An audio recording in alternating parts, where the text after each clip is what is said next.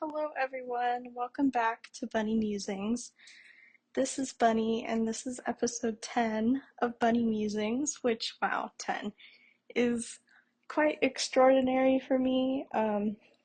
This is going to be quite a talky episode and it's unplanned. Well, kind of. So we shall see where the wind takes us. But yeah, 10 episodes later, after it being so hard to cross that threshold and to continue crossing that threshold to just keep making things and um yeah, I've kind of already like I love making videos and I love talking and doing things like that, but when I put pressure on myself to do those things, then obviously it stops being fun, which how do you suck the fun out of things you enjoy, right? Well, anyways, so I'm just gonna talk about whatever. And in the interest of keeping true to my word, in my very first video, I talked about how, the different things I wanted this channel to be about. I have explored some of those things, but there are some things I haven't explored, which is personal stories. And I don't know that they're particularly anything, but they're funny to me and I like talking about them. And so, especially because I cover a lot of romance and attachment theory and things like that, and how people interact with each other, and also like neurodivergence with my aphantasia and not having mental images. Um, yeah, I just like thinking about how my experiences differ from the things I might be reading in books. And so today I'm going to talk about a very fateful encounter um, in a undisclosed ice cream location. um, but yeah, so if you happen to recognize this story for whatever reason, I doubt that would ever be the case. But I'm sorry. I don't know. Anyways, okay. No, you didn't recognize it, basically, is what I'm trying to say. Okay, so I was with my sister, and my sister is older than me, significantly older.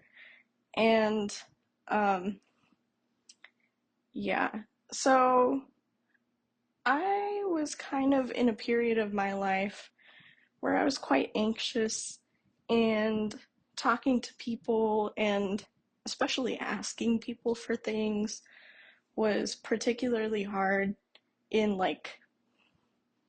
the what is it, the restaurant industry, especially. I hated asking for to-go boxes or for extra sauce packets or anything like that, or even if my order was wrong, I would rather eat the wrong food and try something new than be like, hey, I'm sorry, but this isn't actually what I ordered. Obviously, I've experienced some more life by now, and I wouldn't say that I like doing those things, but I'm able to do it when I need to, which, yay. Yay is nice. But yeah, so it was just that kind of anxiety. And I was like, okay, rehearsing my order, which is funny because my order wasn't even that long. I was just like, okay, I'm gonna get a cherry Coke float. Okay, that's it, cherry Coke float. And I was like locked in, like like repeating it in my head a little bit, just trying to like zen out and be like, I'm gonna tell whoever's at the place that I want a cherry Coke float, please. And then once that task is done, I've accomplished everything I needed to. Well, I walk up to the counter and I go first. And I'm like, can I have a cherry Coke float, please? And then I proceed to mentally check out because my job is done.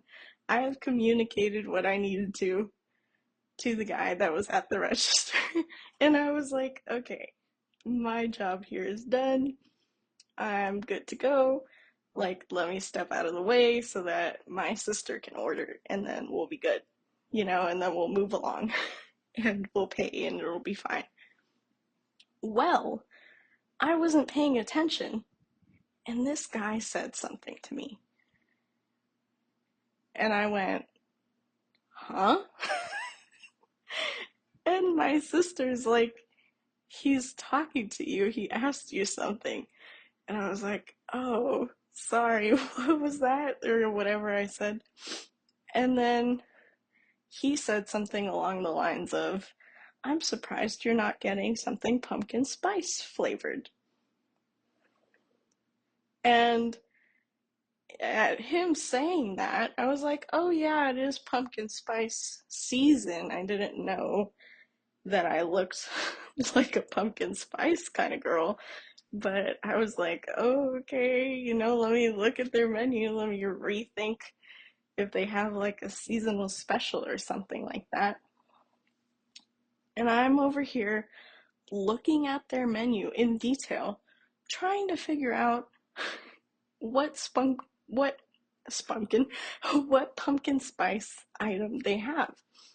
And I don't see anything with pumpkin spice on there. And so I look at him confused, and I look at my sister confused. And then my sister's like, your shirt. He's talking about your shirt. And I have to look down because I don't have mental images. This was just like an after school kind of run thing where I just threw on an acceptable shirt to put on to go outside. And I look down and I have a shirt where the decal across my chest is a bunch of different like pumpkin spice themed drinks. And it's like pumpkins and pumpkin spice like frappuccino looking things and pumpkin spice latte looking things. I did not buy that shirt, but it is a shirt I own. And so I was just like, oh, haha, yeah, pumpkin spice. And I was so utterly confused. And the guy moved on. He took my sister's order, which she ordered, I'm pretty sure, the exact same thing I did. Because I stole her order, just like a little sister does, because I wanted to try it. And I was just like,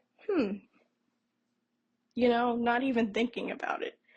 I had moved on. I was just like, wow, I can't believe This was kind of like before I realized how much aphantasia affects my day to day. Um, yeah, this was before I really started thinking about things like that and like, I don't know, processing how I process the world. And yeah. And so I, again, since I was no longer needed in the conversation, just checked out again. I should have learned from the first time. Anyways, we pay. I have my cherry Coke float, and I'm like, this is great. This is a good time. I'm like eating the extra cookie that my sister bought, and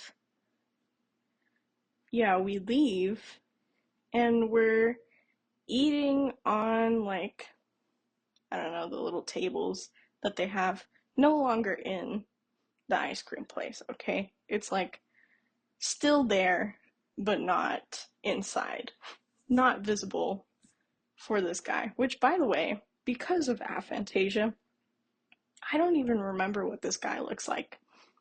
I just remember that he was a guy and that he was taller than me. But everybody's taller than me, so it doesn't even matter. Um, anyways, yeah. And my sister goes, "You know he was flirting with you, right?" And I'm like, "Huh? Flirting with me? Like, what do you mean flirting with me? How is asking if I'm gonna order pumpkin spice and talking about my shirt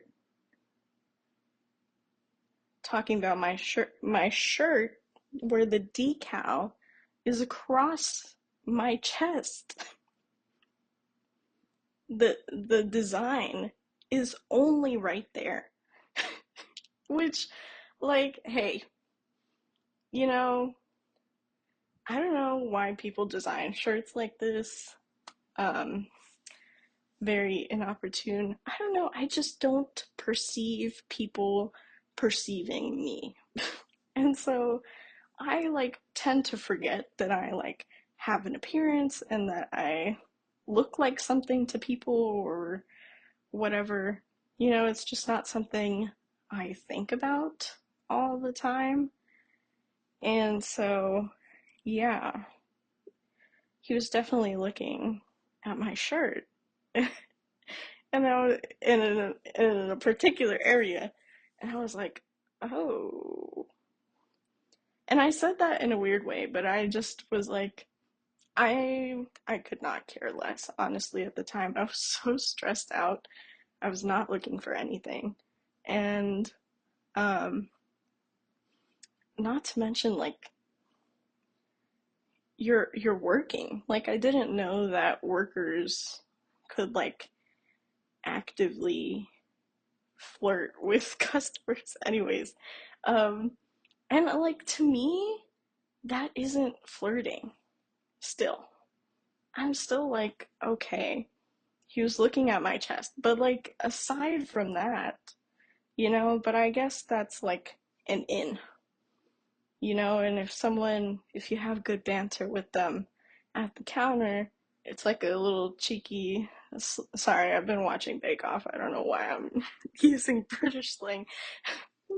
It's a little like, let me slip you my number kind of situation, which did not happen, obviously, because I basically shut the guy down because I was just so utterly oblivious to not only what was going on, but his intentions and just everything. Because I'm like, it's been a long day. I just want a cherry Coke float. And I'm getting ice cream and I'm getting soda, and this is good. I'm gonna have a grand time, you know, sitting on this patio with my sister. And then I'm gonna go back and like cry about how much homework I have. Um, but yeah, I don't know. And then reality was my sister telling me that he was flirting with me. And I was like, oh, okay. But like, mind you, there was no initiative on my part either to be like, wait, maybe I should go back and like pretend to like get something else and strike up a conversation. I was not that girl. I was certainly not that girl. And I don't even remember what he looks like to tell you if he was my type or not. I'm sure he looked nice or fine, it's not like I was, I don't know. Yeah. I just, I kind of feel bad because I just wasn't paying attention at all. And I was like, damn, I hope I didn't come off like I was rejecting him too harshly because, you know, I didn't mean it. I was just like really nervous about having to put in my order in the first place. And then, once I had done that, I closed off completely, not expecting, you know, NPC DLC to kick in. Sorry, that guy is not an NPC. You know what? Maybe he's the main character, and I'm just a side character in his world.